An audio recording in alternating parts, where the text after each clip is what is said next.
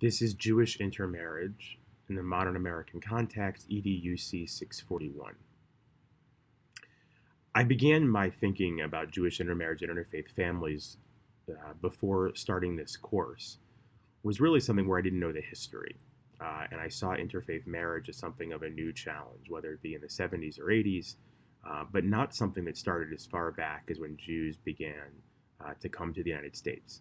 And doing the reading and hearing from classmates and just kind of being able to be immersed in this topic, you realize, and we've been taught, that that's anything but the truth. That whether it be for the sake of Shalom Bayit, for the peace in the home, when there would be families that would move to the United States, they were Jews and their children left the nest, that rabbis would go out and whether they did, you want to call it an interfaith marriage, or they somehow sanctified the marriage of a Jew and a non-Jew, this is anything but new. This is a reality of the American Jewish landscape that has faced us for more than a generation, and it's a reality. I'm not quite sure that I would call it a challenge anymore, which was where I saw it at the very beginning. It is a challenge for how we educate. It's a challenge for how we move forward in our language. But Jews marrying non-Jews may itself not be the challenge that I saw it to be before I started this class.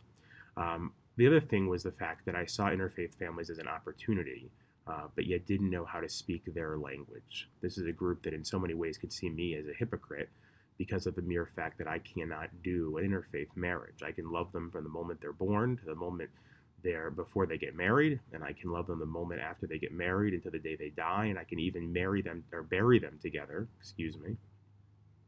as an interfaith burial in our cemetery. But that one moment in time, I think, makes a huge difference.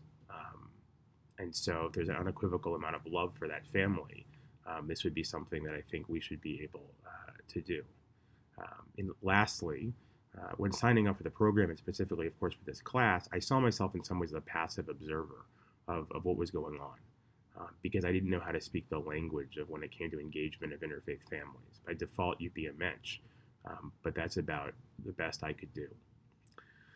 In regards to challenges, I'll say that the number one challenge was the fact that I was changing my thought pattern, which was that I had always been taught that intermarriage weakens the future of the Jewish community.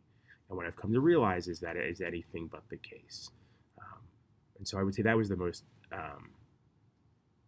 prevalent challenge that I faced along the way, along with the fact that the Rabbinical Assembly, of which I'm a member, has an unequivocal rule that a conservative rabbi may not officiate or attend an intermarriage. In regards to how my thinking has changed, I would say the most prominent thought is the fact that I've realized that that when interfaith couples come to my office and sit down, they're not leaving Judaism. I think 20, 30 years ago, there was a terrible assumption that was made that if you were to fall in love with a non-Jew, that you were turning your back on Judaism, on your heritage, on your family, on your synagogue. And that simply isn't the case. They want a Jewish wedding, which is why, of course, they're sitting in my office or at a Jewish educator's office, because they want their help.